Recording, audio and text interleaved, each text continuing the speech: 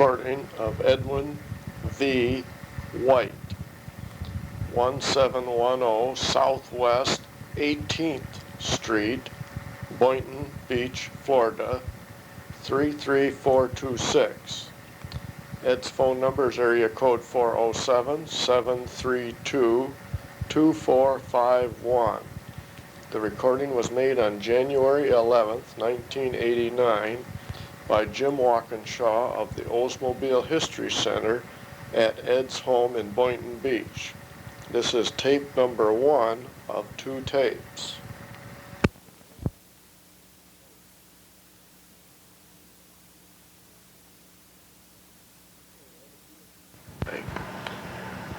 Okay, Ed, if you would just give us your name, address, and phone number, please. I'm Edwyn Wight at 1710 Southwest 18th Street, Boynton Beach, Florida. My phone number is 407-732-2451. Okay. Where did you and when did you start at Oldsmobile, Ed? I started in January of 1931 Wow. as a mailboy for Bud Tooley. How did you ever get to be a mail boy in the depth of the Depression? Well, I had a friend, Walt Campbell, who had worked for Bud and was transferred out into the plant and left an opening, and he convinced Bud Tooley to hire me. Okay. But I might add that I only worked for 1 year, and then the Depression really hit, and I got laid off for 18 months. All right. Then I came back as a mail clerk for Bud Tooley in October of 1933. Now, during that first year that you were there, what did a mail boy have to do? Well, my particular route was strictly administration building. Okay. We had other mail boys that covered all the plant, All right. but I was only in the main office. Which was the new administration building at that time, wasn't Well, it? the old building 60. But it was almost brand new. Relatively speaking, yes, it was. Uh-huh. I think it was built in the late Late 20s. 20s. Yeah. Do you remember what kinds of offices were where in the building? Well, particularly the basement, because the mailroom was in the basement. Okay. Stationery stores were in the north end of the basement. Across the hall was the printing. Circularizing? Circularizing. Uh-huh. A little south of us was the telephone exchange, and the far south end was the employment office. Oh, all right. And in the employment office, one corner of it was old Doc Gunderson. He was the first aid doctor. So that was kind of the hospital also? What you Well, would no, call it really wasn't. More of a examination type of, it? Okay. like anybody got cut finger or something like that, he'd handle that. All right. But, anything serious was sent to the hospital. But, Okay. Doc Gunderson was a medical man, and I think that, his primary job probably was some kind of a token physical when they hired people. Did you have to go through one of those when you came in? I'm sure I did, but I don't remember. Okay. And a man named Miller was head of employment at that time. I can't think what his first name was. All right. But, Do you remember what was on the next floor up in the building? well, the first or main floor, advertising, sales promotion. Way down the south end. I don't know whether these were in sequence or not. No, that's okay. Over the years when they Yeah. changed things so much. But then the south end was material control. Then they had a big lobby. And Yeah. one of Oldsmobile's characters, Art Cole, was a plant protection man. He was on the reception desk. So we had a guy there. And we had a man, a Uh-huh. policeman, or plant patrolman. Yeah. He was there for many, many years. And then right off the lobby was, for lack of a better word, an auditorium. Originally it was set up to display car models. All right. Ultimately, through all the changes that occurred, that all came purchasing. Right. And Was there a turntable in that? Do you remember? I for think there turning was cars? originally, Uh-huh. right in the center of it, I think Yeah. originally. But, So in 31 when you came, there were cars being shown in that Yeah. room? Mm-hmm. Well, I think it was designed specifically for that purpose originally. Yeah. But then eventually around the perimeter of the showroom or auditorium, whatever it was, they put offices for the buyers, and then the middle of it was the bullpen for follow-up clerks and so on. And Well, where did your plant protection man sit in the lobby? Do you remember where he was physically there? yeah, he was over against the north wall as you came in the front entrance. All right. It was kind of like a circle or a half circle Like a desk, as I desk. remember. Okay. He was an institution there. He was. Many years. Why was he an institution? Because he'd been there so long, or? Well, this is my own personal opinion, but perhaps one of the reasons because I was young at the time, but so many of those people struck me as being individuals. I mean, they weren't cast in the same mold by any means. They stood out as being, to me anyway, as being quite distinctive. I mean, in their mannerisms, and of course there was a time when there was a little scandal connected with people in the advertising and coal and some other people about a Christmas party that took place there. Okay. Was that back then? Yeah. In the early Oh, 30s? yeah.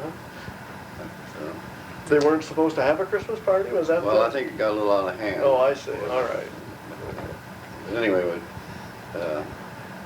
it was right in the office building, which was rather the wrong place to do it.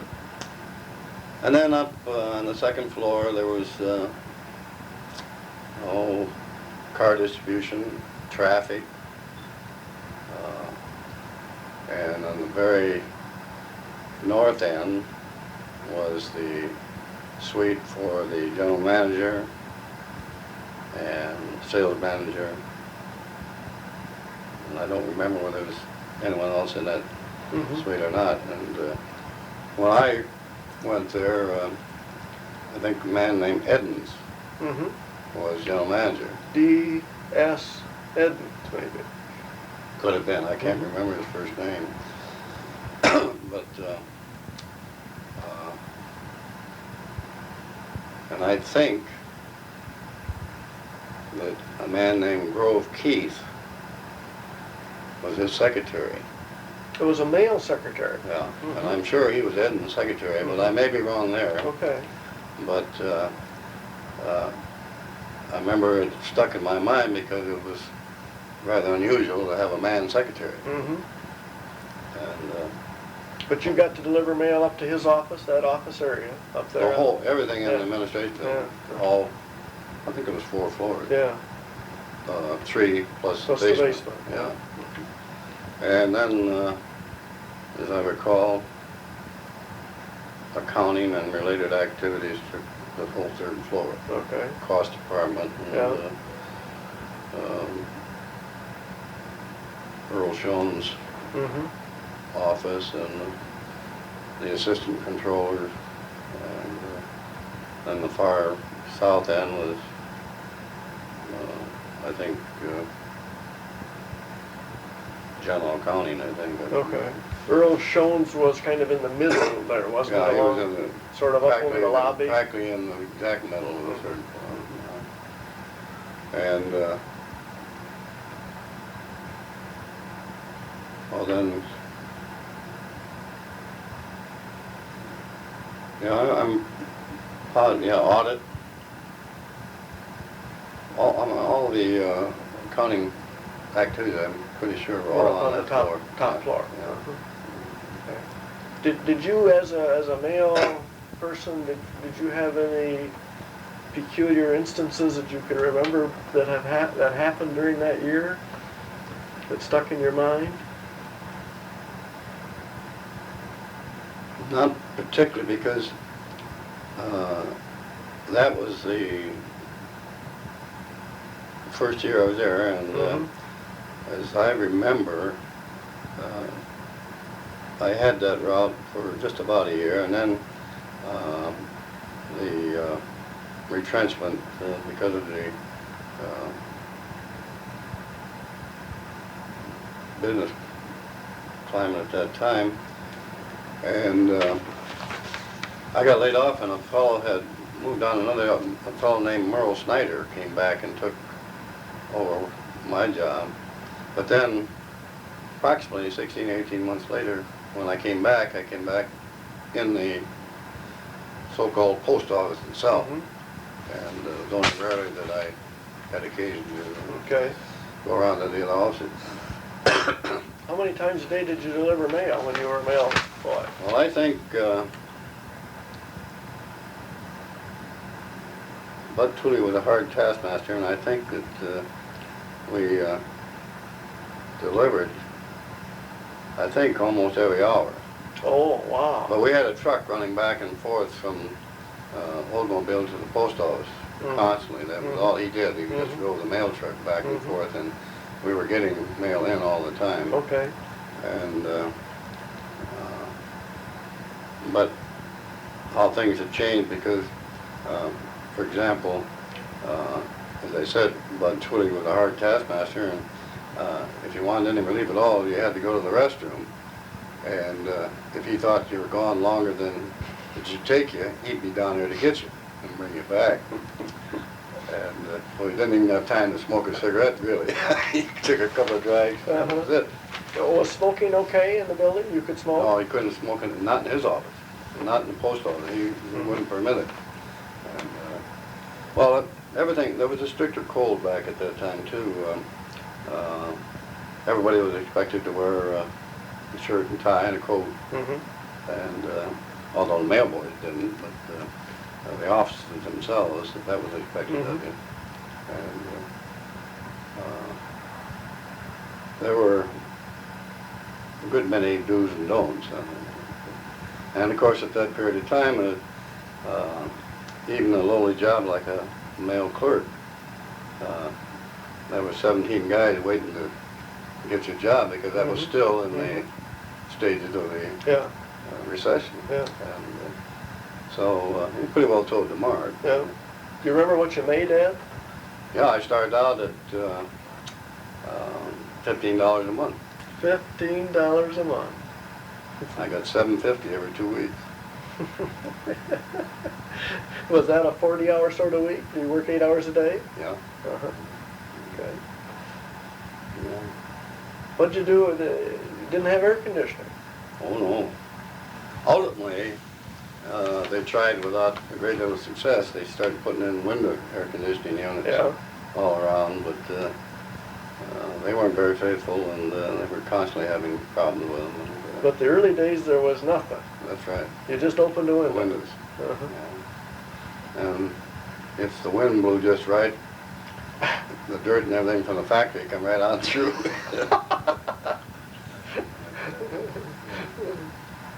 And also, this was later, of course, but after I went on up into accounting, but it was just as bad during the winter, because none of the windows fit tight. Oh. And the cold air blew through. Yeah, and you constantly have people wanting to move their desk because their back was to a window, or the wind was blowing on them, and that sort of thing. But, the building out wore itself finally. Yeah. Oh yes. Yeah. It disappeared. Well, okay. So you were gone. You spent a year doing that, and then you were gone for 18 months, and then you came back. Okay. So then what? Now did you get to? Well, then eventually I I went from I think from the mail clerk's job into timekeeping, and See, now, the mail clerk required that you just stay in the office, is that right? Yeah, I was only in the post office in the post office. section itself. Okay. Well, occasionally, like special deliveries or registered mail and like that, Bud Tooley generally took care of that himself. I could still picture him running around with his books and everything, and getting people signed for registered mail. But eventually, he trusted me with some of that. Then I went to, unless there's a gap on my memory, I went from there into timekeeping. Okay. And, well, Bill Mahoney was top timekeeper at that time. He was? Yeah. Where was that office? Well, I got to retrace myself a little bit. Charlie Winnicky was the head of the, I guess, time office. He had his office there in Building 60. All right. And he had a staff there. All right. And as I recall, we had to turn in all of our time clocks and everything. The men on the floor had to turn their stuff in to his group. But Bill Mahoney was the top, as I recall, time clerk. And for the life of me, I don't know whether he had I can't remember whether he had an office up in the administration building or whether he was out in the plant. Okay. But, well, Charlie Early was a timekeeper at that time. Lefty Slatt, Raleigh Crane. Raleigh Crane had the motor plant, I think. He had the office in the motor plant. I ended up with a time office. I had the assembly plant, the wheel room, and the axle plant. In the basement, as you come in off Division Street, back in the old days, you come in off Division Street, and that's where they delivered the bodies from Fisher. And down below in the basement, there was a police station. Yeah. And across the hall from that was the time office. That's where I was. You were right inside the door there. Yeah. And as I said, I had the assembly plant, and that was, of course, ran north and south from there, you know. Okay. Well, the original plant there along Olds Avenue was the old Fisher Body. Was that there when you were there? The Fisher Body people, were they there? I don't think so. I think they had already moved out on Verlinden at that time, I think. Because eventually that all became body storage and I think assembly plant material and axle plant material, all that sort of thing. But now, did you as a timekeeper have to go from your office out into the plant? What were your tasks? How did you? Well, one of the things, we floor checked twice a day. Which means what? You had to check every man out on the floor. Find him, you mean? Pardon? Find the man? Find him and identify him. Oh. And we had lists by clock number and name. Yeah. And twice a day we'd go out and identify the man who was on the job. So you had to really know what everybody looked like. Right.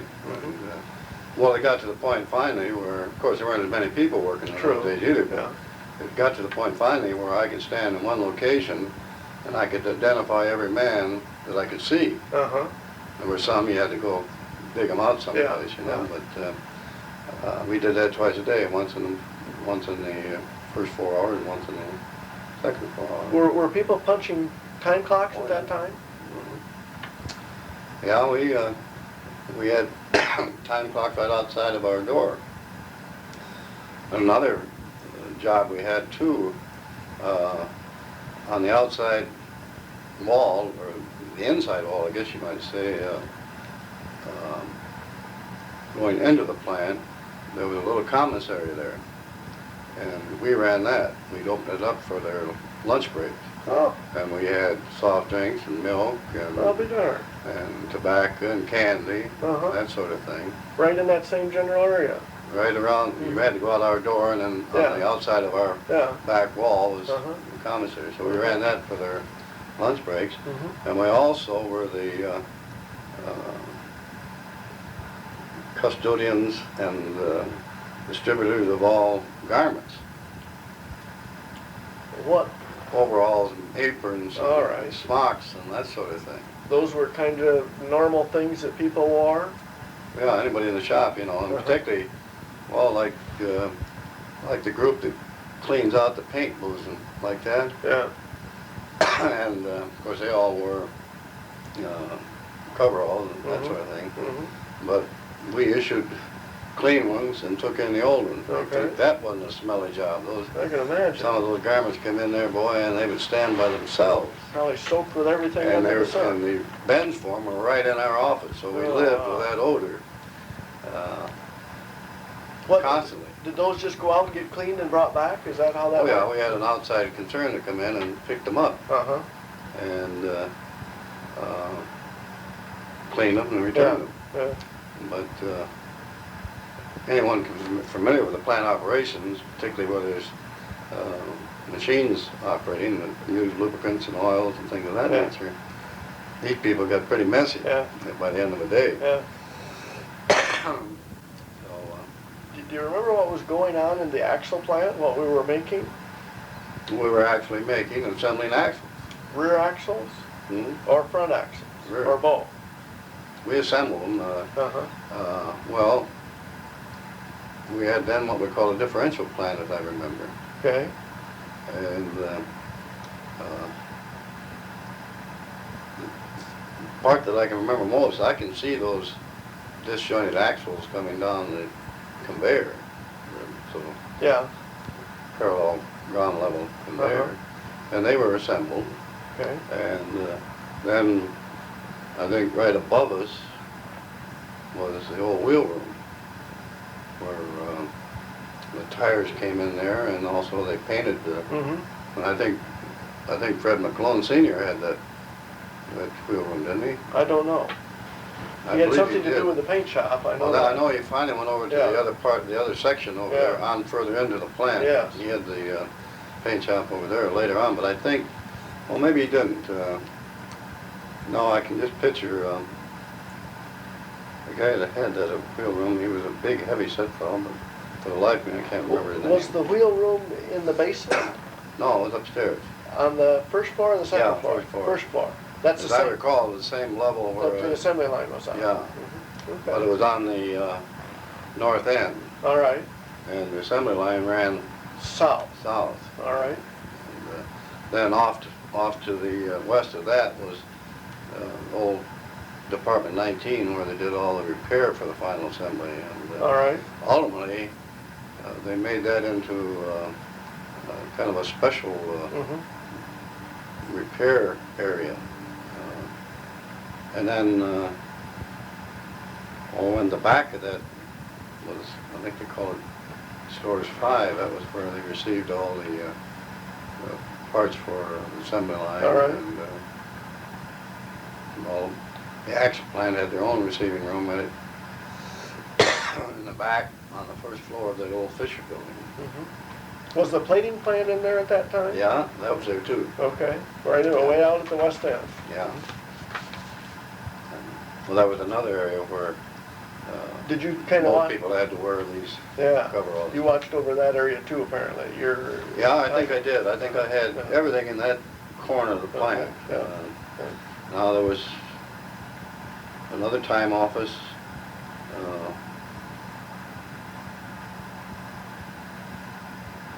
Well, I said the engine plant had one. Yeah. And then the pressed metal, Okay. I think that's where Lefty Slat was down in sheet metal. And of course, as things changed, as the paint room come over there, I think that was about it. Did you have any buildings that were in there around the old chimney? Did you have to get into any of those where the chimney was, the big smokestack? The old powerhouse? Yeah, the powerhouse area, you didn't have to get over there by any chance, did you? I didn't, but I think that was the area that maybe Lefty Slats had coming out of pressed metal. All right. And by the way, I think, and some real old timer might contest this, but I think my granddad built that, The chimney? the power plant, The powerhouse? the original one. Uh-huh. And that was, I don't, you may have, That would have been 1901. you might have had some pictures of that. I've got a couple of bird's eye pictures of the plant that show that. Yeah, and then you probably got some pictures when they destroyed it, didn't you? Oh yeah, I got some pictures when it all went down. Yeah, yeah, right. Yeah, yeah. But your dad was working at the plant and, as a construction person. That was my granddad. Your granddad, I'm sorry. Yeah. Okay. Yeah, well, we digress a little bit.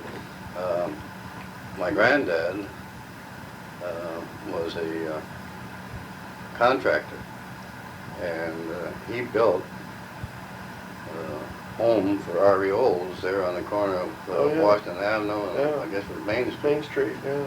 And I think originally REOs had a small plant down on the river. That was his first. Yeah, down on the River Street. Yes, on River Street. I think my granddad built that one. Mm-hmm. He built the mausoleum over in the old one over in Mount Hope Cemetery. Uh-huh. But Your dad was in the your granddad was in the contracting business. yeah, he was a builder. Uh-huh. And well, in fact, at one time my grandfather owned most of the property where the engineering building, it used to be Isaac Street, Mhm. before it became Old Avenue. Yeah. But he owned most of that property along where I guess the engineering building is still there, isn't it? Oh yes. Yeah. Yeah. And the parking lots and all Uh-huh. that. But my granddad owed a great money for those lots. Uh-huh. He lost it all in the Depression. But, Yeah. Yeah. So do a lot of people. but he, apparently, from what my father has told me, that he was at least known to REOs. Yeah. What was his name? Edwyn White. Edwyn White also. But he spelled his first name there, and he spelled it E-W-Y-I-N. Okay, so the Y. I have a Y in there. Uh-huh. All right. But then, well, it was from after those years, then I went up into the cost department. Okay, well, now, was that before the war, Ed, or Just before the war. just before the war? You ended up in the cost department. Okay. And, So that was back in Building 60 at that time? yeah, Yeah, the all old right. administration building. Yeah. And to my knowledge, and again, I may be a mile off, but to my knowledge, I was the first one drafted out of Oldsmobile. Really? Now, I'm positive I was the first one out of the administration building, All right. but I think I was out of the Out of the whole plant? Oldsmobile. Uh-huh. I won that thing out of the fishbowl. Oh, a dubious honor. Right. First thing I ever won, I guess. Yeah. But, So you went almost immediately? well, we were supposed to go in December of 1940. Uh-huh. I think that's when the drawing was, Yeah. if I recall. And I actually went in, the president, I guess it was him, said it wouldn't be quite right to take the guys just before Christmas, so we didn't go in until January of 41. Okay. And this was almost a whole year before Pearl Harbor? It was, Yeah. yeah. Uh-huh. Yeah, Pearl Harbor happened the following December. Yes. But, no, I went in at January of 41, and Did a lot of people leave the plant at about that same time, Ed? I have no idea. Because you were so early? I was gone. Yeah, okay. And What were you doing in Costa County before we leave that? well, I think primarily what I was doing then was I was handling all the requisitions for non-productive material. Like purchase order kinds of things? Or Well, the work order? you used to have to, when you wanted anything out of a crib, Oh, okay. you had to write those requisitions. Those little yellow, Yeah. yeah. And I think I was working with a fellow named Walt Huffman at that time. And, And your job was to do what? well, we processed the requisitions to Subtract them? charge the right Uh-huh, departments for their, okay. it would all eventually go into the cost of operation. So were you working with big ledger books or something, or what were you working with? Well, it was all manual, so I'm sure we worked with some kind of ledger, but after all these years, all I can see are those little yellow tickets. So, Okay. Do you remember did you have an adding machine or was? oh yeah, we had comps and That's a comptometer? basic adding machines. And, Okay. At that time, I don't think we had any calculators as we got to know them later. The mechanical calculators weren't I there don't think yet. we had any back in. Uh-huh. There used to be, some of those people on those comptometers were just absolutely marvelous. Yeah. They could run those things and you could hardly see their fingers. They were so fast Yeah. and they were accurate. Uh-huh.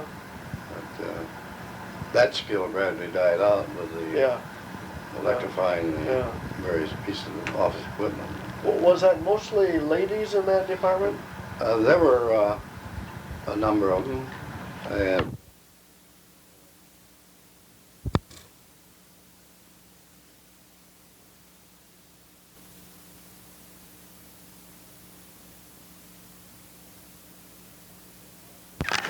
Okay, back to the ladies in the department. there were a number, but there were also, as I say, Walt Huffman, Archie Uh-huh. Johnson,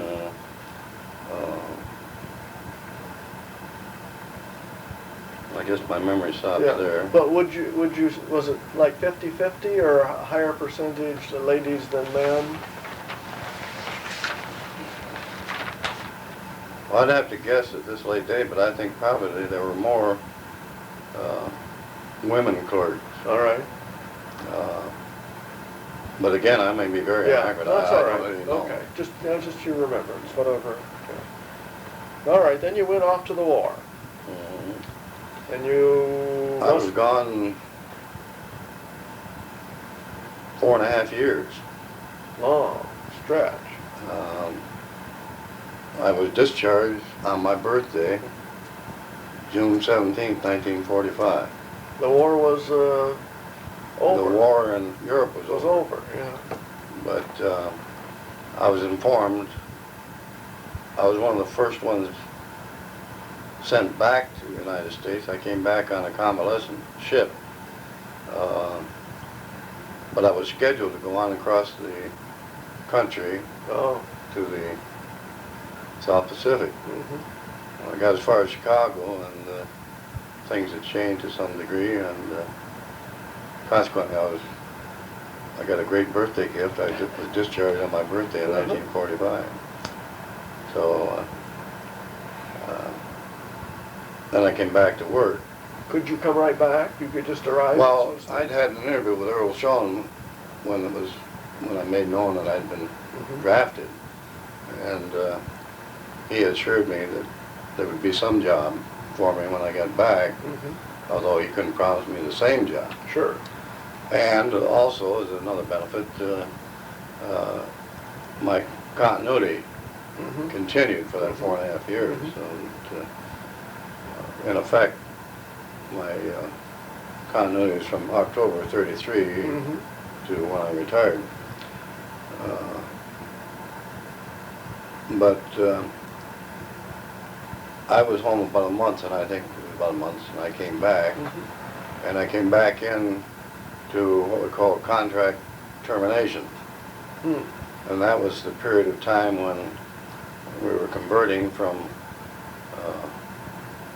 defense production back to commercial. Okay. And What did you have? What kinds of things did you have to do there? well, I remember. I can't think who was the general manager at that time. He knew he was brought S.E. in. Skinner. Yeah. I remember following him around throughout the plant with a clipboard as he made the tour to find out how things were progressing in the transition from defense to commercial. And what was the purpose of that trip? well, he wanted to get it done, Yeah. and he made periodic swings all through the plant Yeah. on foot personally to see if things are getting done the way. But why did he take you along? Well, I was representing the accounting department, and I was making notes of Okay. what had to be done. And, Did he take a lot of people with him when you well, did he had that? an entourage with him. Oh yeah. All right. But one of the impressions I had of that was I had always had some concern or appreciation of their status of these plant superintendents like that. But I was amazed at some of their reactions to being confronted by him. Really? They lost a little stature in my, they were all scared to death of him, you know. No kidding. Of course, I think he had a reputation at the time of being there to, he was a hatchet man, and he was there to get that plant back into commercial production. That was the prime target. So he really got rightfully so, you know. He was getting after people. Right. Why isn't this being done? And how soon are you going to get this out of here? And how soon is the other coming in? That sort of thing. But then, as in the contract terminations, we dealt with the finalization of various contracts with the government, and I even had the distinction one time of carrying $1 million check down to the National Bank building to give to some authoritative person down there, I don't remember. You mean they had to hand carry that baby down there? Well, nobody would steal it. Yeah. There was no way. It I mean, a check like that, you just wouldn't go down to the bank cash.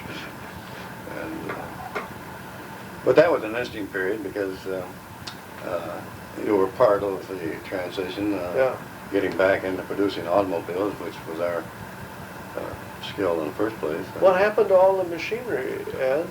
Well, most of it, I guess, went into government storage. I suppose some of it was demolished. I don't know. I can't remember now what all was done with it. Well, do you remember was Skinner placing more emphasis on any particular area in the plant?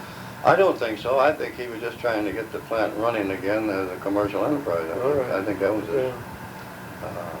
The impression I got anyway. I mean, he was sent there to do that. And, I guess from all I observed and understood, he was a no-nonsense man, and he was gung-ho to get the job done. And apparently he did it very well, from all I've ever understood. But then in that capacity, I worked with Bill Murphy. He was there for a while, and well, Claire Harrington was the head of it too. Claire Harrington was there? He was the head of it. Oh, that's interesting. He later ended up in product engineering. Yeah, administrative engineering. Yes.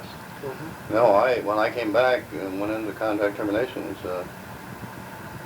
Claire Harrington was the head of it. All right. I'm sure. I'm positive he was. That's all right. And Bill Murphy was part of the crew. I think Mike Boughton was part of the crew at that time. All right. Was that mostly what I call a paperwork sort of thing? Oh yeah, yeah. I see. Any government contract is a document that's full of whereas and all that sort of thing. You had to be a lawyer to read it. And well, the government was interested in finalizing these contracts. And that was also during that period my first exposure to any degree for, and this may not be something you want in there, but I was amazed, and in the contacts with the government offices down in Detroit, there was a great many minority top-level people, and that was something at that time that seldom encountered. And would have been quite unusual, wouldn't it? Yeah. But, do you remember any peculiar happenings in dealing with the government and those kinds of activities that might be worthy of note?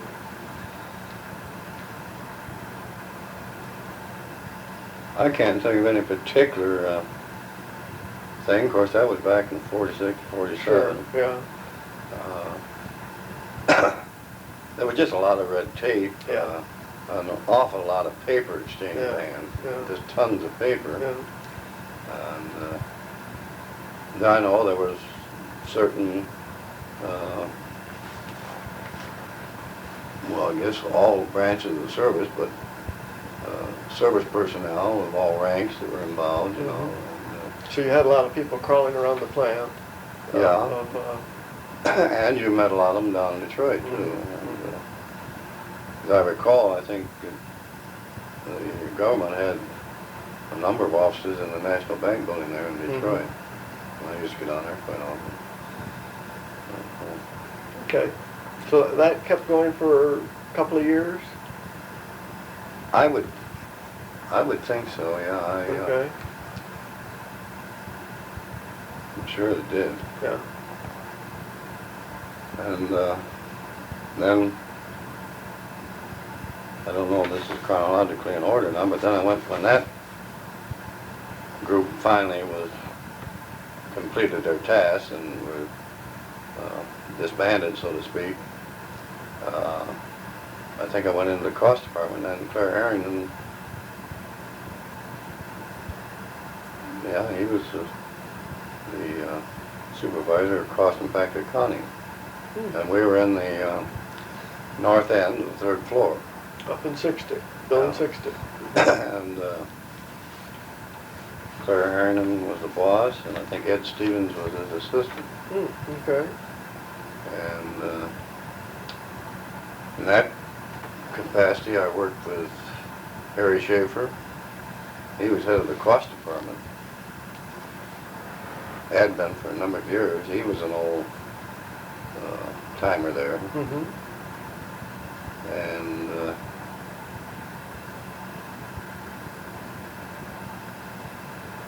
then eventually they formed what they call the cost engineers. And I think it was formed when they brought Frank Bolt in from Kansas City. At that period of time, I think there was a bunch of them came in from, like Chad Newman came in from Janesville, I think. We were running both of those plants during the war, as I remember. And Frank Bolt came out of Kansas City. I think Ed Stevens came out of Kansas City. And, well, I'm sure there were others. Bob Rouse came out of Janesville. Yeah, I think so. And other folks. But they set up a group, small group, called cost engineers, and actually our primary function was to try to find ways to effect cost reductions. All right. And that was supposedly our chief concern. Well, what did you do in the cost accounting department? What were the things that went on over there during that period of time before you became cost engineer? Well, cost accounting, of course, accumulated, in the broad sense, everything that was expended to produce automobiles. We gathered all the cost data for materials, both productive and non-productive, tooling, the cost of tooling,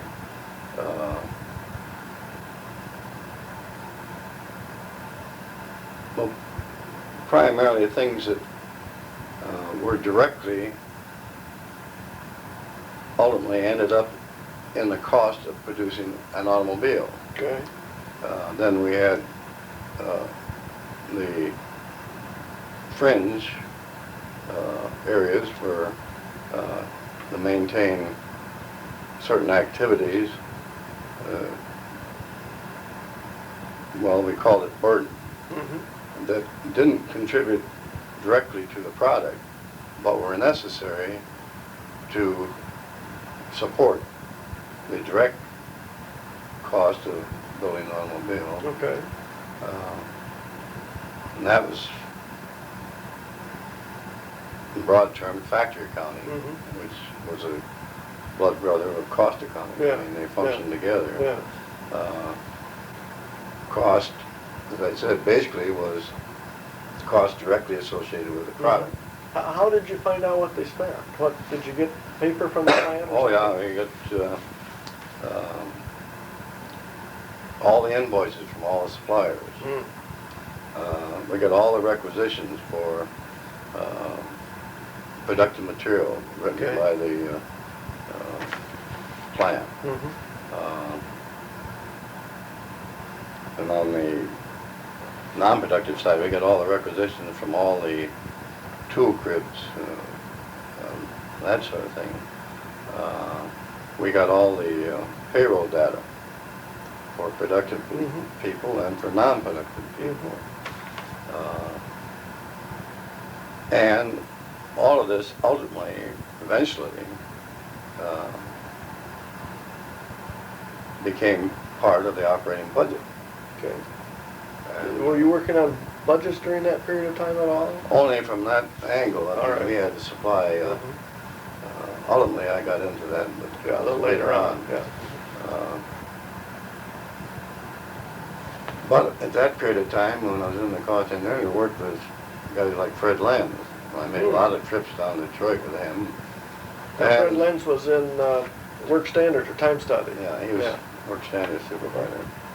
And there again was a standout individual, in my opinion. He was a huge man. Yes, he was. And he was almost like an institution there. Mhm.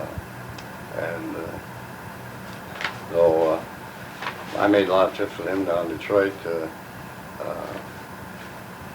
One of our aims was, and we made a lot of trips to various assembly plants too, we compared the cost of producing automobiles with we were all competitors, Mm-hmm. even the other car divisions, and along with our assembly plants. And we were constantly making studies in whatever areas they were doing it cheaper and better than we were, Okay. and vice versa. Who sort of drove that to go look at this, that, or the other thing? Well, it was a kind of a partnership. Fred Lenz's people being standard people, Yeah. and us as college engineers representing the accounting end of it. Sure. And we worked together, and we made these trips together, Okay. and always searching for a better way, a cheaper way to Mm-hmm. build a better product. Was it mostly labor related, Ed, rather than material? Well, that was when that group was first established, that was our original thinking, that when some assembly plant was beating us and assembling a car, Mm-hmm. our first reaction was that they were cheaper labor. But we found out that they were all part of the union and it wasn't any cheaper. They just did it better. Mm-hmm.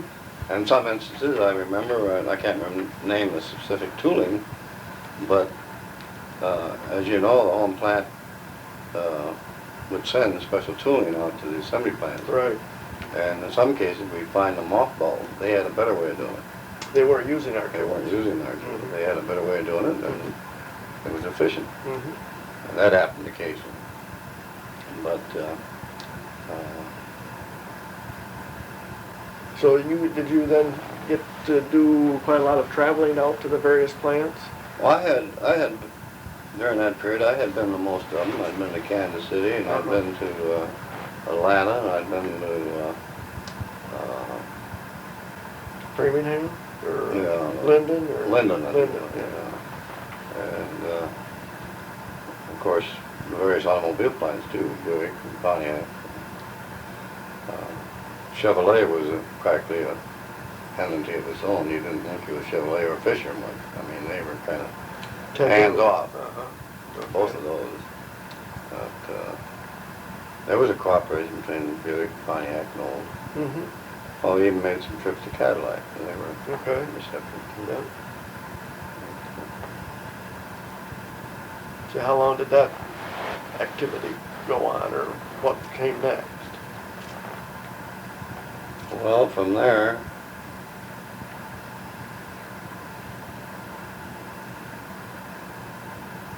I went into operations and analysis. I guess that was our name. Okay. Yeah, I think Bill Murphy was ahead of that. Mm-hmm. And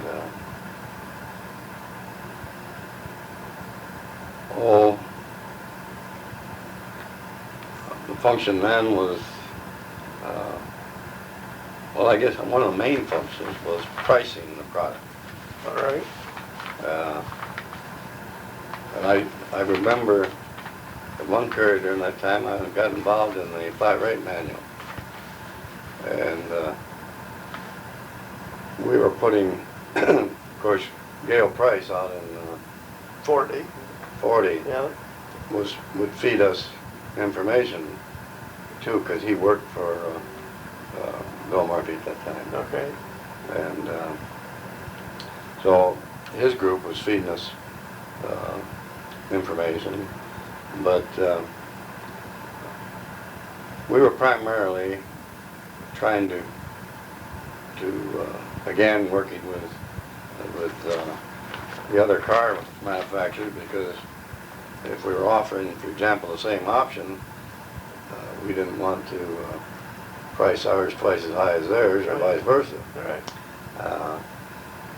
But to get back to this flat rate manual, I think at the time that I became involved with it through this group, I think the hourly rate for the suggested rate for the dealers was $5 an hour. And if my memory serves me correctly, after putting the current at that time, I don't remember what year it was, a flat rate manual together, we decided that the dealers ought to get $7.50 an hour. Wow, significant change. And we got all kinds of screams about it. Yeah. And it did seem like a tremendous advancement in what cost for an hour's labor at a dealership. But when you stop and think, what is it, $46 an hour now in the dealers? Something similar. Something like that, or $50, yeah. Right. So, but that was a horrible thing to do at that time. I mean, why jack that up so much? But See, in working with the flat rate manual, Ed, who did you have to work with? You must have worked with service guys or something on that thing? Yeah. Oxendale, I think, was. Okay. I don't know whether he was, that's the name that just Yeah. hit me just now. He was head of the service Yeah, department. he at that was, time. yeah. And I'm sure that we worked in conjunction with, as I said, we were primarily interested in setting prices. That was our, So that was the task of the flat rate. in fact, I think that's what our title was, pricing and analysis. I was saying okay. operations analysis, I think was where What, Escher had. yeah, okay. We were pricing. O&A, right. And so, but that was our, and Now, you were actually, in that phase, you would tell the dealer that it's going to cost X dollars to replace a transmission. yeah, because see, they had time studies Yeah, of every conceivable repair Yeah. that would be necessary by a dealer, uh-huh. and that was the beginning point. How long does it take on an average? Mm-hmm. And I guess the service department people must have supplied that. Okay. But that would be the starting point, and then I can't remember all the gyrations now when we came to putting a price on what. I suppose we must have considered what the dealers were submitting as operating costs, so we could come to get some kind of a handle on it. I would imagine those are all blurry now. Yeah. Did you get involved in pricing the car at all? Well, we set all the prices. For how much the car would, were you working on the price of the car that it would sell for, or the cost of the car, or both? Well, the cost department would feed us the cost, and we would establish selling prices. All right.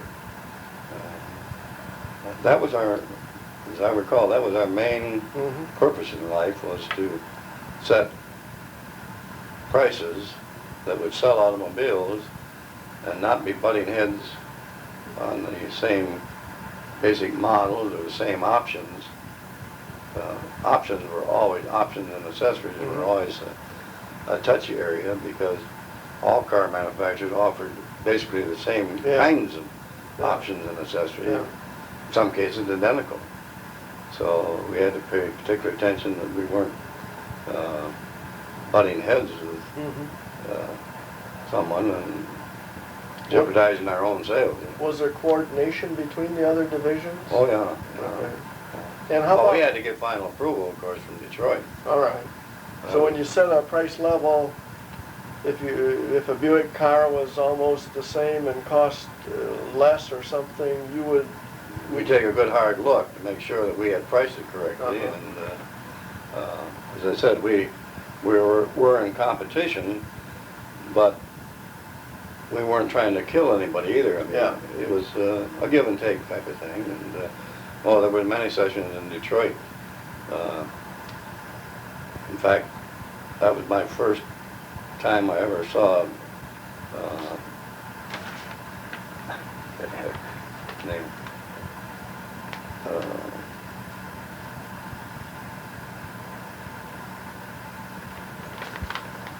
Oh shoot, the guy with controller. Earl Schoen, our guy? No. Oh, the corporation controller? No, ours. He took Schoen's place. Oh. Dick Elliott. Elliott, right. He, I don't remember when he was the supervisor of a group in Detroit, corporation group, that was similar to O&A or P&A, I don't know which. But we had many reviews. At pricing time, we had many reviews down there with his group. In fact, I think a lot of those guys, now he became controller at Oldsmobile, but a lot of his peers went to various places as controllers and other high-placed jobs again. Ed, was there any, it's kind of a dumb question maybe, but was there any rule of thumb that we used on how much we wanted to make on a car, so to speak, in those early days? Well, as I recall, I think there was a criteria that we had to be competitive, first of all. Okay. And if one particular model, and we did accumulate the cost of specific models. Yeah. If the cost of producing one model was, for lack of a better word, exorbitant, Yeah. we would spread the tooling costs All right. over all models, Okay. so that that particular model wouldn't necessarily show a complete loss. Loss or something. Yeah. Because particularly in any year where, and they've certainly got away from that, there was any great model change, Yeah. the tooling was horrific. Yes, Oh, it was awful. Yeah. Just millions and millions of dollars. Yeah. I used to get those tooling bills, and the tooling bills from like Fisher Body were just unbelievable. Yeah. Around in millions. Yeah. And if a huge amount was allocated to one particular model, I mean it was peculiar to that model, you couldn't price that particular model profitably if you put all the cost on it. So you had to spread it out over the entire line in most cases. I think the 98 fell in that class for a number of years. I mean, you simply did not want to cost a 98 or price a 98 on the basis of its specific cost. It didn't work. But we weren't trying to achieve were we trying to achieve an overall objective for the whole organization? Yeah, I think of course I wasn't privy to all the higher thinking, but I think the objective was to have all models profitable if possible and attractive to the buying public. Yeah. We had to fill, as you know, we had a very wide proliferation of models.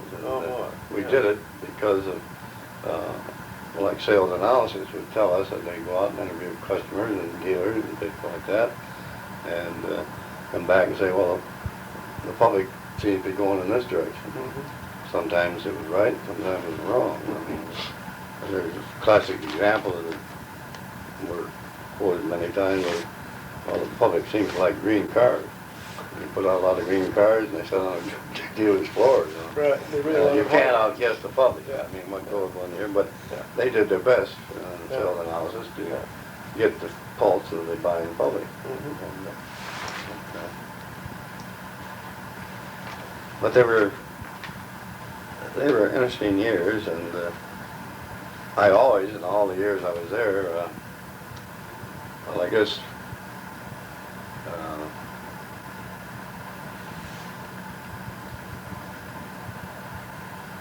I retired in '73. Okay.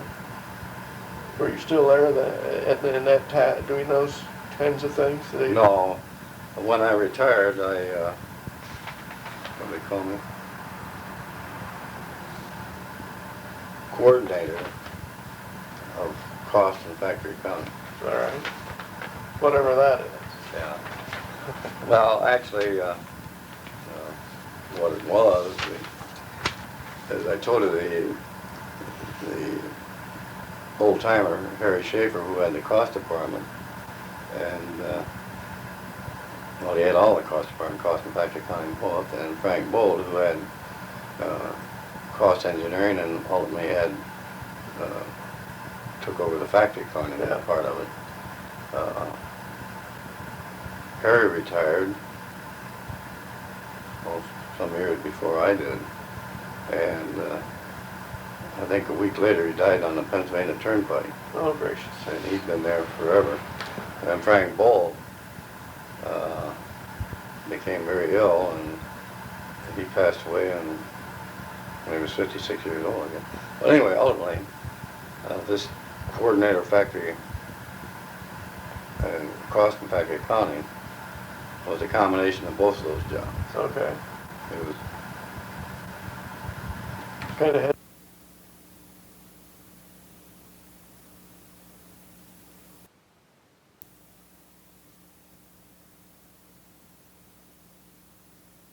Recording of Edwyn V. Wight of Boynton Beach, Florida. The recording was made on January 11th, 1989 by Jim Walkinshaw of the Oldsmobile History Center.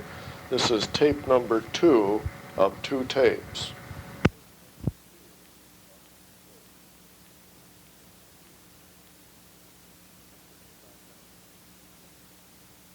Okay, we're back on, Ed. Did you go from the analysis type of task into that coordinator's task? Is that that was the move there? Yeah. Uh-huh. Yeah, oddly enough, I was on vacation, and I came back, and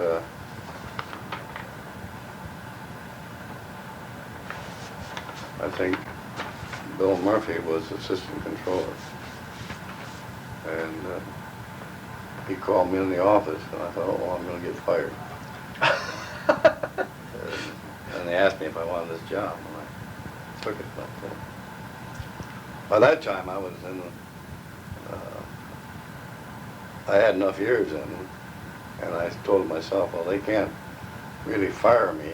If they do, they got to tell Detroit why after 30, 40 years they did it. But I had to pass my mind, I said, what am I going to do, get fired? But they offered me this job. But that was a great experience because I had the cost accounting, factory accounting, and the cost engineers. Yeah. And one of the most memorable jobs we had was we were deeply involved in all the contract terminations every 3 years. Mm-hmm. In fact, I'm sure you know this, all the various demands when all you people out in the plant decided what had to be done and what could be done and all this and that. They'd finally come to us, and we had to put a dollar figure on it. How much would it cost Oldsmobile to put a drinking fountain right next to that guy and put a door back on that restroom, that sort of thing. That happened every 3 years, and then I had this 6-man cost engineering group, and they were still interested in anything that we could find that would save cost. Yeah. But then ultimately they became all specialists in special analysis and cost studies that the regular employees that had specific job responsibilities wouldn't have time to do it. So, Okay. you know. But, This is once again like car cost related things. yeah, and then we were constantly asked to study this or that, some special. Did you overlap Gale Price sort of, or not? No, of course, we used much of the information from him. Yes. You know, I mean, he was, well, there was, you know, he and the time study were, Gale, as I recall, he got into the mechanics of doing something, didn't he? Yeah, I mean, yeah, he was really dealing heavily. I don't know what he was in the early '70s, but heavily in car cost too at some point in time. well, of course, he had everything he generated finally came to us. I mean, because it all involved time or materials, equipment, that sort of thing, and so he fed us information the same as standards did. Yeah. I mean, all that was a basic cost of producing automobiles, so all of it flowed to it. But of course, standards didn't work for accounting. No, right. But Gale did. Yeah. And so, although Gale's office was out in Building 40, he was still under the controller. And all his product was channeled into the cost center. Ed, did the budgets, the budget business, all that process, were you involved heavily in that? Yeah, we contributed to it because, as I said, we accumulated the cost of producing products. Okay. We also accumulated the cost of running the plant. All right. And of course, there was other project control. They had the cost of equipment, machinery, and that sort of thing. And we had well, the audit department. They had auditors out checking on certain things. So. Who pulled that all together and made well, we all had a hand in it, but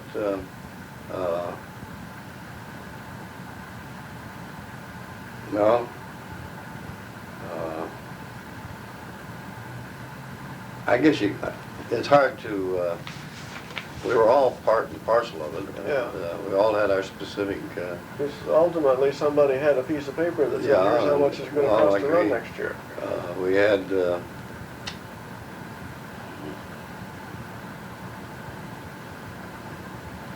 they were what I always considered the bookkeepers.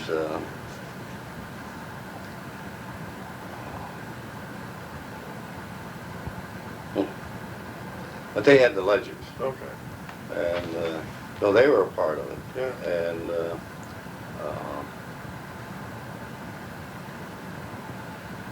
you remember any what I'll call gross numbers for a year that we might have spent, just for perspective? I mean, did we spend $1 million on labor and $5 million on material, or? no, I don't have any of those numbers Remember anymore. any of those? Okay. Well, another part of the business that I was deeply involved in was the annual physical inventories. And when you said there was any specific amount, 1 million or so on, that ran into, well, I'm sure now, again, if my memory is correct, when we got through compiling the physical inventory, we were up just about to $1 billion. Worth of inventory in the plant? Right, the physical inventory. Mm-hmm. Productive inventory, Mm-hmm. not plant and equipment. Yeah, but this is productive parts, inventory. yeah, and parts in process and that yeah. sort of stuff. And automobiles. Yeah. Uh, Why did we do that? Well, it was required. I mean, by the corporation, they had to report. The government had to. It had to be reports made by the corporation. Part of the tax law or something. Correct. Yeah, it was necessary. You had to, and we had. We even had outside auditors come in and witness the physical taking of that inventory.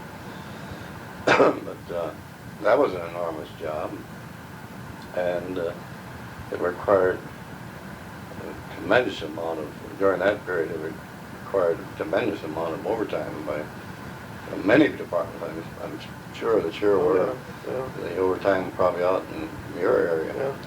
But many of our people that worked for the accounting department that were involved in it,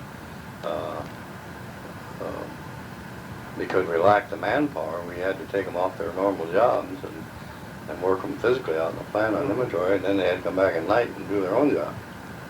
So it was really a concerted Very heavy effort. expensive operation. And in the early days, of course, it covered sometimes weeks. Sure. And hi, Rose. Hi. This is my wife, Rose, Jim Walkinshaw. Yeah, there we go again. Okay. Well, then, Did we get through the inventory thing? You did well, that? we had to, then all the findings from that physical inventory had to be priced, Okay. and that accumulated, and then it had to be compared to all the records of material purchased, labor costs. So you had to reconcile all of So that? we had to reconcile what remained on the books. Did that ever work? Oh, we were always, we never hit it on the button. It wouldn't be expected because, well, you have so many uncontrollable factors about maintaining the plant that size. You have failure of processing paper, for one thing. Sure. I mean, that records what happened to things. You've got that failure. You've got bad accountability for material. I mean, was it properly inventoried? You've got shortages. I mean, in spite of receiving inspection, there would still be problems with did you actually get 100% of what you bought? All these factors, and then, as you know, you're so familiar with the plant operation, there's a great deal of accidental loss. I mean, you had to account for every nut and bolt and everything we bought, and as your years in the plant, you see pieces of material laying all around or in the scrap pit or underneath the conveyors. Yeah. That's all unaccounted for. So it would be absolutely a miracle if you ever hit on those. So you have a target, and if you could reasonably explain to the corporation that your physical inventory was correct and properly reflected what was actually on the premises, and you accounted for the losses that you could identify, and then you ended up with still a discrepancy. You hope that that amount, whether it be over or under, would be accepted by the corporation as being a natural loss way you do business. Of course, it would be unnatural to ever gain. It had to be a loss. I mean, there's no way that you're going to gain unless you had some kind of a clerical error. Somebody couldn't count. Yeah, well, or even bookkeeping errors, you know, the failure to properly record an invoice or some disbursement or something like that. So, but I think we did a pretty reasonable job because we spent a lot of hours after the fact digging into every facet of the accountability throughout the whole operation, the plant receipts and all the bookkeeping, the accounts receivable and accounts payable and all that. We reviewed all that to the best of our ability to finally say to the corporation, well, this is our end result of our inventory. And well, I assume then that someone in the corporation finally submitted that as a basis for the government to determine what the tax was. How about, see, Ed,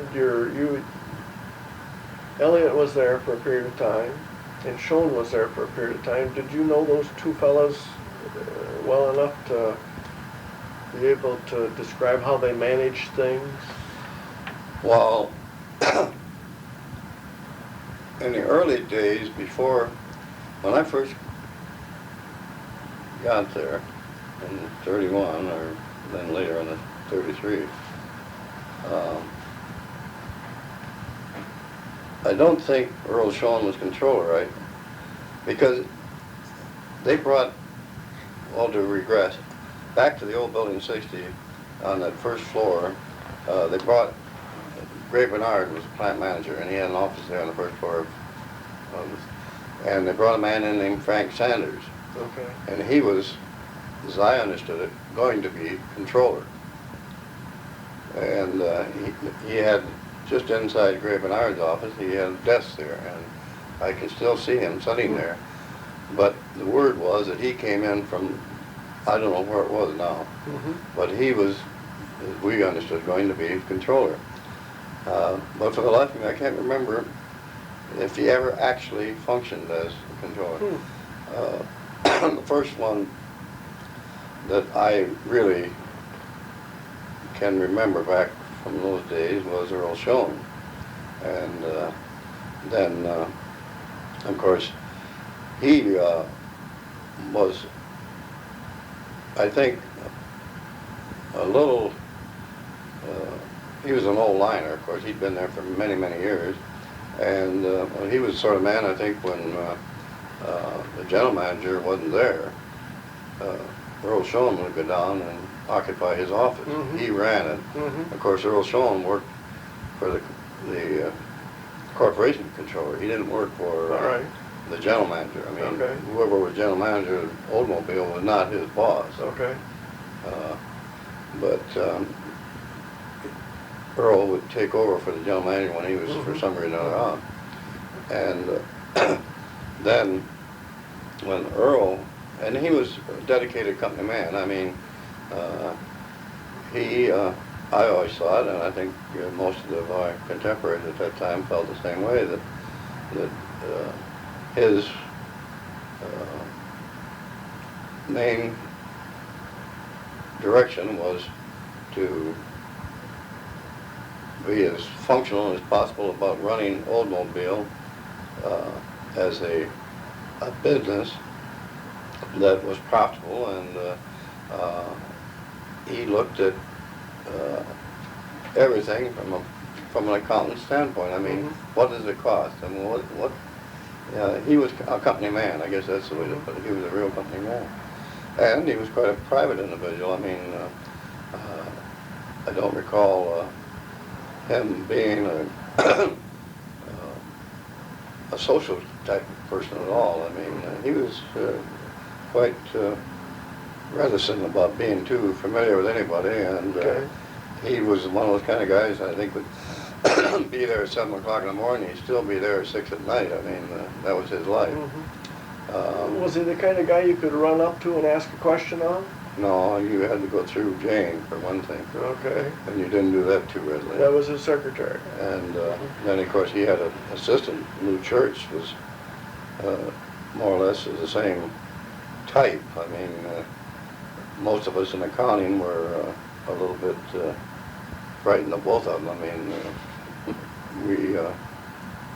we'd rather not get too close to either one of them. I mean, they didn't permit it in the first place, but then we didn't want to be noticed if we could help it. Dick Elliott, who replaced Earl Shaw when he retired, was a much more outgoing man, and he had a lot of experience down in the corporation. Whereas Earl Shaw, I think, that was his sole life. Yeah. At Oldsmobile. But Dick Elliott was a different kind of person, and I think a little freer type of person. He would walk into your office, or you'd see him out in the hall, and that sort of thing, which was pretty much the opposite of what Earl Sloan was. And then, before I retired, Ed Volt took over as controller. Okay. He was there for a period of time. Yeah. Well, he's still there, I think. Yeah, he retired. Oh, did he? Yeah. Oh. Yeah. Well, he took over pricing and analysis. He came out of a plant, I think a Fisher plant in Grand Rapids. Maybe. And he came in, and he was, he'd also been down in Detroit, and that accounting operation down there. But then he came, and he was my boss in pricing and analysis for a while. And then he was transferred out to some other supplying plant. I forget who it was. I think as a controller, sort of. Yeah, and then he came back as our controller, and he was our controller when I retired. Okay. And at that time, of course, Bill Murphy and Don Wilson were assistant controllers. But how did Ed manage things? How was his approach? Well, if you wish. He was a hot dog. I mean, I always felt that he was promoting Ed Volt. I know he was up until the time he came back as controller. I mean, I think he had aspirations for a bigger job right from the first time I ever met him, when he came in as head of the pricing analysis. And but again, he had gotten his experience and everything in Grand Rapids and in Detroit, and he was, in my opinion, and it's only mine, he was had his sights set for at least a controller's job, and he ultimately got it. And sure, there was no question he was a very smart man. Yeah. But and he was a hell of a hard worker. I mean, he got into everything, and he rubbed on occasion some of us the wrong way, but I guess that's natural with any operation. How about Bill Murphy? Bill Murphy was a very dedicated company man, but also a very good person. I mean, there were times when I thought that he would put into some rough spots. He carried a lot of responsibility, I thought, for being an assistant controller. But he did it the hard way too, because when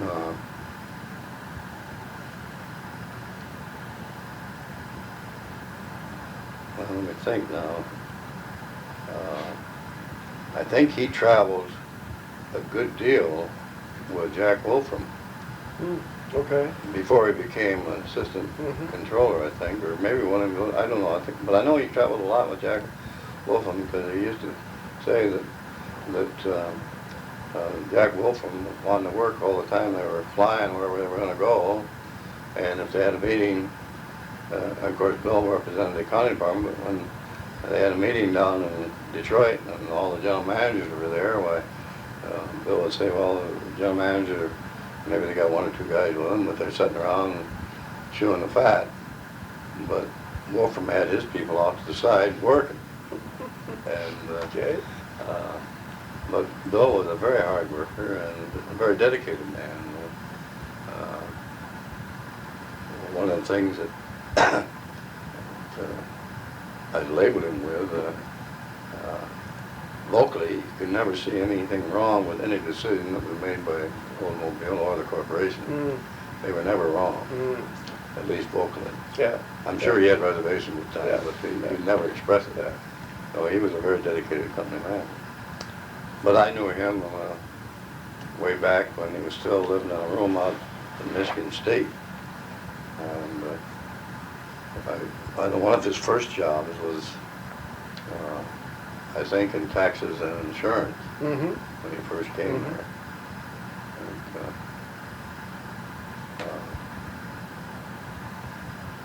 And I'll always be grateful to him, because when I wrote my letter of resignation in October of '72 to take effect on March 1st of '73,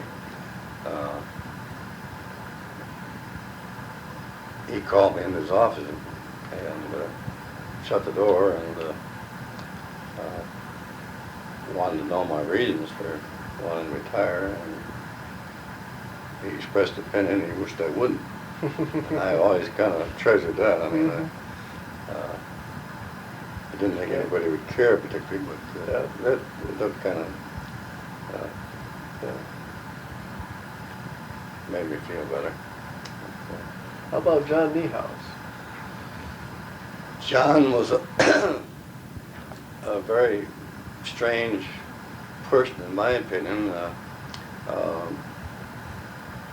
I don't know whether you recall or not, but at one time the cost department was over on the ground floor of what became the personnel department. Okay. And John was the head of that. All right. And he was a very strict disciplinarian in this respect. Again, going back to the earlier comment I made, you had to wear a tie and a coat, the whole bit. And then ultimately, he became assistant controller. But John was he must have been a real smart operator, because one of the things we used to get a kick out of, we could see across the hall where his office was. And whereas Earl Schoen be working there, he had papers all over his desk and he'd be working, you know. Half the time John wouldn't have a thing on his desk and he'd be standing looking out the window. Oh my goodness. So I assume that he was delegating authority, you know, but he wasn't a man that would sit down and personally dig into it. And I'm sure Earl Schoen probably got into some details that were absolutely unworthy of his position. I mean, he had people that could do those things, but he was the type of person that would get into the detail.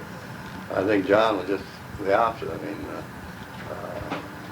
he expected people to do the job and tell him how things were going. And sort of let it happen. But he was a very different operator from the ones I had been used to, like Lou Church and Earl Schoen. Okay, who else have we missed out there that was kind of assistant that might other folks won't know? Well, there was one guy come in as executive accountant, Edmonds. Oh, Jack Edmonds. Yeah. Yeah. And that was apparently he and the wrong people don't listen to the tape, but I think he and Ed Volt were kind of trying to I'll do the other. Mhm. But he came in as executive director, or executive accountant, which was a job that Chad Newman ultimately had, or had Okay. either before or after him. But anyway, I can always recall that Ed Bolton knew Edmonds prior to either one of them coming there. Mm-hmm. And I can still see, that was when we were in pricing, I guess it was, pricing one. But Ed grabbing up a whole bunch of books and trying to get into Edmund's office. But time and time again, he wouldn't make it. I mean, Too busy, or? Edmund was too busy. Uh-huh. And So Edmonds was Both would Vogt's, come back with a sour look on his face and Yeah. all that. But, Edmonds was Vogt's boss? yeah. Yeah. Okay. Well, he was executive. Yeah, for that, accountant, which yeah. was, I assume it was the same as, it must have been about the same level as assistant controller. Yeah. I mean, it was a position that ultimately did away with. Mhm. But I think that's really what it was. Yeah, okay. But,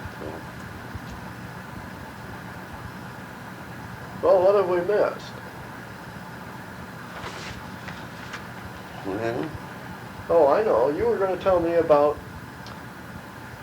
the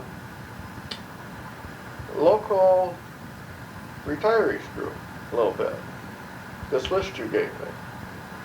oh, well, that group had been established, as I gather, some years prior to my coming down here. And I had knowledge of it before I came down here to live. And I don't know who contacted me when I finally got down there, whether it was, well, I can't tell you now who contacted me, but again, there was, well, it could have been Lloyd Pierce, it could have been Gerald Montgomery, it could have been Bill Escher, because for 2 or 3 years after I first came down there, I played golf every Saturday with those 3 fellows. Yeah. What did you call yourself?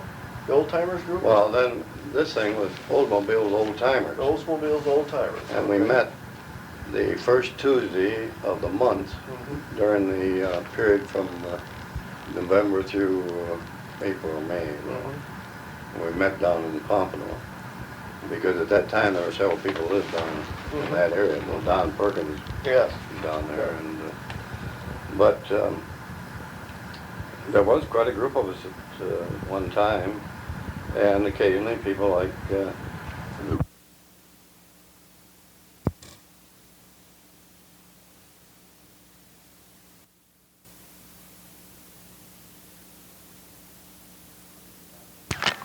Okay, we're back on again.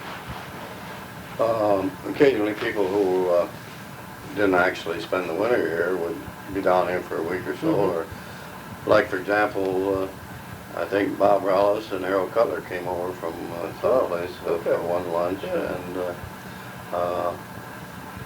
well, there were a number of people like that. And of course, at that time, Dave Ralston was still alive, and on a couple of occasions, I'd stop and pick him up and take him down.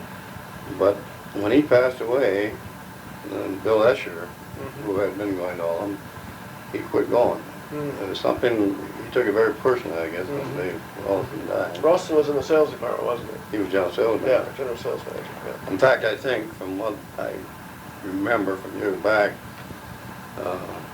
and this may be entirely false, but it seemed to me like I heard the story that he was over in Europe on vacation, and the general manager's position became open, and they wanted him to take it, but he didn't. And but he was general sales manager, and then of course he, I think he was deeply involved in Treble and Olds. I think he had some money in that.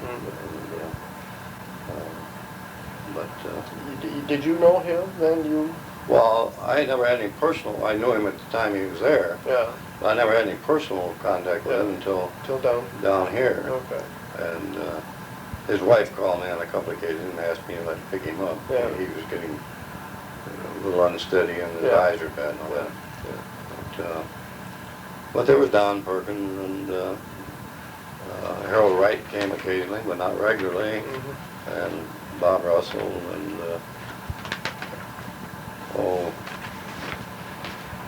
You made this list for me. Yeah. So. There was Luke Holmes, Montgomery, Ed Gerke, Freddie McClone, Sr., Harold Good. yeah, he was one of the last ones. There was Russell and myself and Don Perkins and Harold Good. I don't know if you remember Harold Good or not, but he was, I don't think he was personnel director, but he was in personnel. Yeah, I remember the name, that's all. But I first remember him there when he was in personnel. Of course, that was before, I think, before Bill Mahoney or Harold Cutler. Yeah. It was back a long time ago. But your group down here doesn't meet anymore, Ed? No. It's They haven't in, I think it must be 3 years now. okay. Although I still get communications from some of the others. There's a big outfit out in California. But no, we just passed away. Both of them. Or some of them became too old to travel anyway. So, And over the whole period of time you were there, what do you think maybe was perhaps the most significant thing that happened?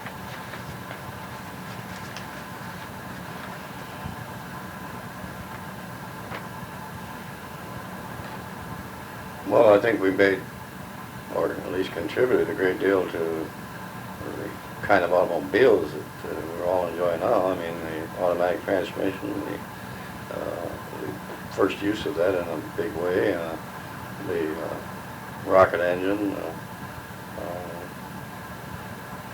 I guess we were very competitive, and as far as I know, the people that I was associated with and worked with were quite proud of the way we operated, and it showed in most people's attitude. We felt that we were a good outfit and had a good product. I think that, well, probably one of the biggest changes that occurred in my experience there were the periods when, well, for example, when I was the timekeeper out in the plant, was the first concerted effort by the union to get in there. And that was an exciting period. What happened? Well, it got a little rough in spots. I was locked into the plant. You were locked in the plant? Well, I could get out, but I couldn't get back in. Yeah. There were pickets out on the Division Street gate, which was the gate that I would use. At that time, the people that, the plants that I was timekeeping for were comprised of an awful lot of foreigners. I mean, that's a broad term, but I mean people that were apparently the first ones over in the United States, and they talked pretty broken. They had pretty definite dialects, and they were very difficult to converse with. But I can remember many of them coming up to me during that period of time when the union was trying to organize. The word had gotten around to these people, at least that's what they understood, was that if they didn't join the union, they'd lose their job. And being a timekeeper and in their eyes representing management, so to speak, I had many of them question me, well, if I don't join, am I going to lose my job? And so it was kind of an exciting period. How long did you end up staying in the plant? Oh, I don't remember now. I don't know.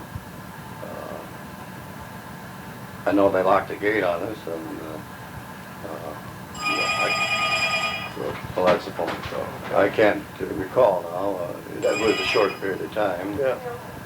And another time, when we had a strike there, they closed us out of the office. Oh, And I was working for Claire Harrington at that time in okay. contracts. This must have been right after the war then, that strike after the war. And for some strange reason, they thought our operation was important enough, so they rented a suite of rooms up in Hotel O's. And where most people went home, we operated out of a hotel room up here in Hotel O's. But that was during the strike period.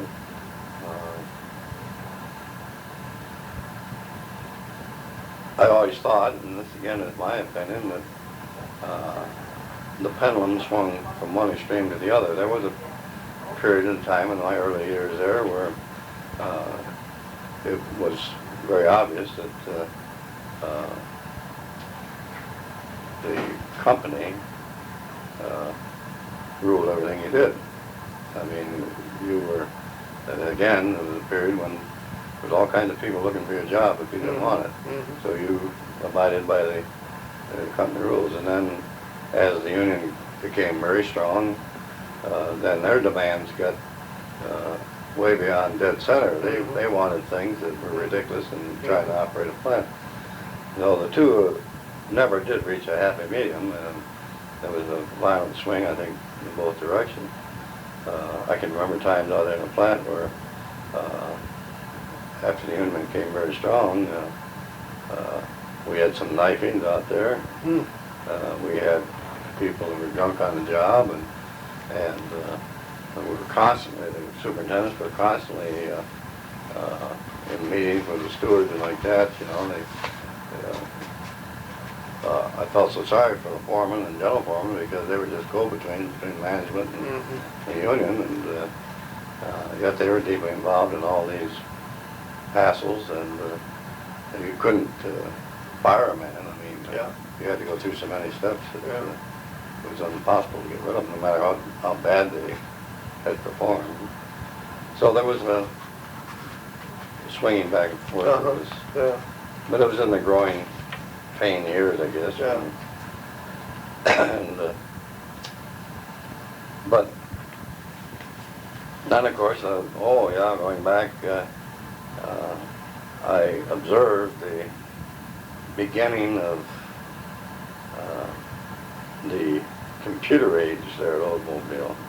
That occurred on the second floor of the old administration building on the far south end. And well, we went into it in a very small way to start with. But this Monica Lear, I remember her. She was one of the first operators in the IBM section. It was all IBM equipment and everything. But and how that thing grew and mushroomed once we got into the new administration building. That thing became it sure did. Part of the operation. And the transition then from handwritten records, like material control records and ledgers and accounting procedures, going from that to computer and get runouts, get tape, punch out or readouts, that was a period of heavy adjustment too, because in the old days with all the handwritten records, we could, particularly at the physical inventory time when we were trying to reconcile losses, we could go back through all the records. Yeah, because you had them all. I had them all written out. We could go back through. But then in the early days, there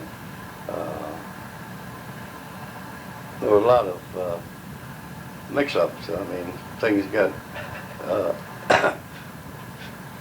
erased or things got put in that wasn't so, and try to trace something back. I was always being very naive about the whole system. That was a transition period. It was interesting and at times pretty confusing, but you couldn't live without it now. But at that time, it caused us a lot of problems trying to trace things and rectify records. And you saw the move also from the old comptometer through to the Electric. the calculators that we know today that just sit on your desk. Yeah, I had one person, and I can't even think of her name. She had one of the old comps, and with the advent of the new electrical equipment, it was almost like pulling all her teeth to get that baby away from her, because she was she was a genius on it. I mean, she was the type of person, I told you, that their fingers moved so fast that you could hardly see them, and she did so fast sometimes we'd double check her to make sure, and she was right. Always right. But she was having problem moving from that era to the next one. yeah. Yeah. But there were many over the years, a little insidious, but nevertheless over the years there was gradual changes in the way we operated as a whole. A little less formality, I think, was one of the things. I mean, things got a little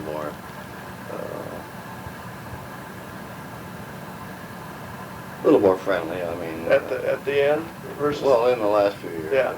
than the start. Huh? Yeah. Well, one of the, it's a trivial thing, but one of the breakdowns that occurred some years back was that it was finally permitted on overtime nights, and if you didn't go home, if you worked straight through, you had to stay with what you had on. But if you came back, you could come back in very casual attire, and on Saturdays you could come in with very casual, except like everything else. Somebody would show up in an undershirt. You know. Somebody had to stretch it. One more step, yeah. So like all things, some people overdo it. Yeah. The dress code was gradually relaxed to some degree. Yeah. And I think there was a little better communications with the later supervisory level too. I mean, the old regime was, as I said, a little more strict, and of course that was their natural attitude, because that's the way they were brought up. You know? Sure. Yeah. But it became more relaxed. More meetings. Yeah. Those kinds of things. And as we grew, of course, we had to have, I think, more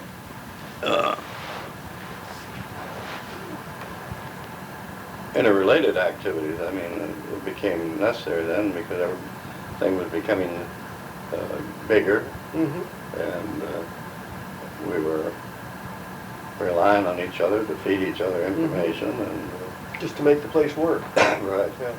And it became, I think, a lot more complicated. Back in the early days, I choose to call them pioneers, but there were some people out in the plant that were standout as individuals that they were one of a kind, many of them, like plant superintendents and general foremen, and they were so distinct as individuals that but again, it was back in the formative years when we were really starting to grow. And, Sure. Yeah. they were, I think,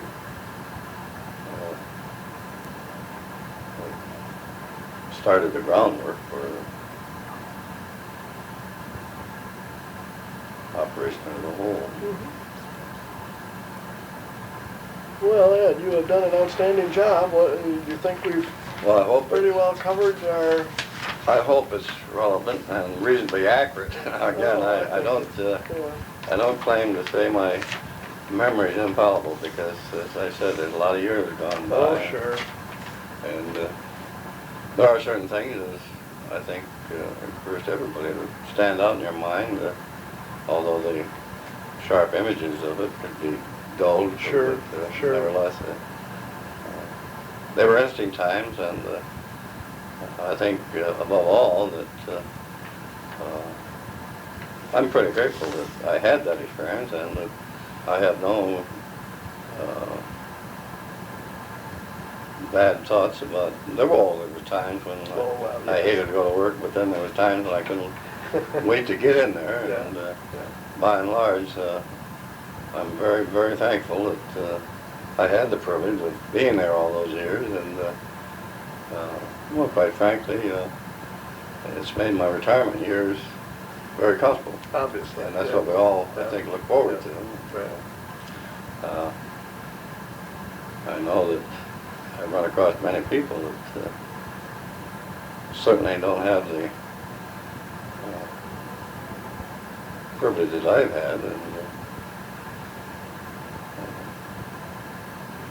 I'm pretty grateful that I was able to go through it. Well, I think maybe I'm going to shut off our recorder, and I think we probably pretty well covered the waterfront from at least my standpoint. So, Well, I hope it's of interest to Oh, I think it whoever will will be. listen to it. You'll never know.